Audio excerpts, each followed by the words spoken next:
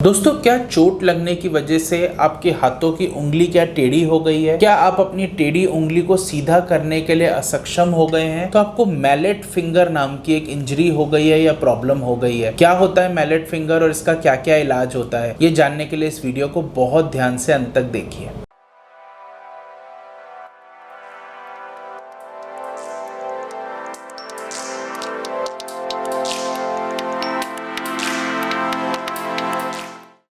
नमस्कार दोस्तों, मेरा नाम डॉक्टर रचित गुलाटी है। मैं मेडिकल डायरेक्टर हूँ साउल ऑर्थो केयर का। दोस्तों, क्रिकेट खेलते वक्त, पर्टिकुलरली उसमें कैचिंग करते वक्त या बेसबॉल खेलते वक्त या फुटबॉलर्स के केस के अंदर गोलकीपिंग करते वक्त कई बार बॉल हमारी उंगली के सामने की तरफ आके लग जाती है। जैसे कि हम देखते हैं ऑस्ट्रेलियंस या न्यूजीलैंड अगर कैच करते हैं तो वो इस तरीके से कैच करते हैं जिसमें फिंगर इंजरी होने का खतरा बहुत कम होता है। पर हमारे भारतीय सब कॉन्टिनेंट में अगर देखें, भारत, पाकिस्तान, श्रीलंका, अफगानिस्तान, बांग्लादेश में उसमें अलग अलग अकेडमीज में ये सामने की तरह कैचिंग करना सिखाया जाता है, जिसमें अक्सर ऐसा होता है कि हमारी उंगली के सामने की तरफ बॉल लग जाती है। जब बॉल हमारी उंगली के सामने की तरफ लगती है तो एक बहुत कॉमन स्पोर्ट्स इंजरी होती है जिसे हम मैलेट फिंगर बोलते हैं। तो मैं आपको बताता हूँ मैलेट फिंगर में दरअसल होता क्या है। अगर हम हमारे फिंगर की तरफ देखें तो कुछ ऐसे टेंडन्स होते हैं या मसल्स होते हैं जो पीछे की तरफ से आते हैं और वो उंगली को स्ट्रेट लेके जाते हैं, या इन पर्टिकुलर जोड़े को स्ट्रेट लेके या सीधा लेके जाते हैं। इन्हें हम एक्सटेंसर टेंडन्स बोलते हैं। और कुछ टेंडन ये पीछे की तरफ से आते हैं जो उंगली को अंदर की तरफ मोड़ते हैं, उनको हम फ्लेक्सर टेंडन्स बोलते हैं। तो अगर एक्सटेंसर टेंडन जो ये पीछे की तरफ से यहाँ से आते हैं और सामने उंगली के ये नाखून के जस्ट नीचे जुड़ते हैं, उनमें अगर एकदम से बॉल लगे वो टूट सकते हैं या इंजर हो सकते हैं। मैकेनिज्म ऑफ इंजरी बहुत सिंपल होता है कि बॉल बहुत तेज स्पीड से आ रही है और हमारे अंगूठे की या हमारी किसी उंगली के सामने की तरफ से लगी और उंगली एकदम फोर्सिबली हमारी मुड़ गई। इस मुड़ने की वजह से जो एक्सटेंसर टेंडन है ये टूट सकता है, या एक्सटेंसर हुड जो होता है उसके अंदर इंजरी भी हो सकती है या उसके अंदर स्प्रेन हो सकता है। जब ये प्रॉब्लम हो जाती है तो एक तो बहुत ज्यादा दर्द होता है, सूजन हो सकती है, लालिमा हो सकती है और परमानेंटली हमारा जो उंगली है उसका डिस्टल इंटरफेरेंजियल जॉइंट या जो एकदम टर्मिनल जॉइंट होता है वो इस तरीके से मुड़ा हुआ हो सकता है, क्योंकि वो सीधा हो ही नहीं सकता, क्योंकि सीधा करने वाला टेंडन ऑलरेडी अपना टूट चुका है। तो इस प्रॉब्लम को हम मैलेट फिंगर बोलते हैं। मैलेट फिंगर के डायग्नोसिस बहुत सिंपल होता है। एक सिंपल एक्सरे से आप मैलेट फिंगर का डायग्नोसिस कर सकते हैं अगर वो बोनी टाइप का मैलेट फिंगर है। मैलेट फिंगर अक्सर दो टाइप का होता है। एक बोनी टाइप का होता है जिसमें एक्सटेंसर हुड या मसल टूट जाने के साथ साथ एक हड्डी का चिप फ्रैक्चर भी हो सकता है, और दूसरा सॉफ्ट टिश्यू टाइप का मैलेट फिंगर होता है जिसमें कोई हड्डी के ऊपर कोई इंजरी नहीं होती, सिर्फ मसल टूट जाता है। आप जानते ही हैं, समझते ही हैं, अगर हड्डी पे कोई इंजरी नहीं हुई तो एक्सरे आपको नॉर्मल दिखेगा। एक अल्ट्रासोनोग्राफी करा के, आप एमआरआई करा के ये जान सकते हैं कि आपका एक्सटेंसर टेंडन टूट चुका है। अगर ट्रीटमेंट की बात करें तो 99.9% केसेस नॉन सर्जिकल होते हैं मैलेट फिंगर में। अगर आपका फ्रैक्चर हो चुका है और उसके साथ साथ आपका डिस्टल इंटरफेरेंजियल जॉइंट सबलक्सेट हो चुका है या डिसलोकेट हो चुका है, वहां ही सर्जरी की रिक्वायरमेंट होती है, which is very very very rare. 99.9% cases में सिर्फ एक्सटेंसर टेंडन टूटता है या फिर हड्डी बिना डिसलोकेट या सबलक्सेट हुई थोड़ी बहुत चिप हो सकती है, जिसमें आप एक simple finger cord splint use कर सकते हैं, या जिसको मैलेट फिंगर स्प्लिंट भी बोला जाता है। कॉमनली मार्केट में अवेलेबल है, आपके पास के केमिस्ट या सर्जिकल स्टोर पे अवेलेबल है। आप मार्केट प्लेसेस पे भी खरीद सकते हैं। मैलेट फिंगर स्प्लिंट बहुत ही अफोर्डेबल प्राइसेस में मिलता है। इसके साथ साथ कुछ दवाइयां लेना इसके अंदर बहुत इंपॉर्टेंट हो जाता है, पर्टिकुलरली दर्द कम करने की दवाई, सूजन कम करने की दवाई, कुछ टेंडन रिपेयर करने की दवाइयां भी होती है जिसमें पर्टिकुलरली कोलेजन पेप्टाइड और विटामिन सी होता है। कैल्शियम, विटामिन डी और मल्टीविटामिन का सप्लीमेंट लेना बहुत जरूरी है। दूसरे मांसपेशियों को या दूसरे हाथ के मसल्स को सही सलामत चलाने के लिए कुछ एक्सरसाइज होती है मैलेट फिंगर में, जिसको करना बहुत जरूरी होता है। ये स्प्लिंटिंग यदि आप 4 to 6 वीक्स के लिए रखेंगे तो ज्यादातर मैलेट फिंगर आपकी क्योर हो जाती है। ज्यादातर केसेस में एक्सटेंसर टेंडन अपने आप जुड़ जाता है और धीरे धीरे आपका मूवमेंट चालू हो जाता है और आप नॉर्मल हो जाते हैं और ग्रेजुअली आप रिटर्न टू स्पोर्ट्स कर सकते हैं। कुछ ऐसे जिद्दी केसेस या रिकैल्सिट्रेंट केसेस होते हैं जिसके अंदर अगर वो फिर भी नहीं जुड़ता तो हम छोटा सा एक PRP injection, about 1 ml of PRP injection हम दे सकते हैं।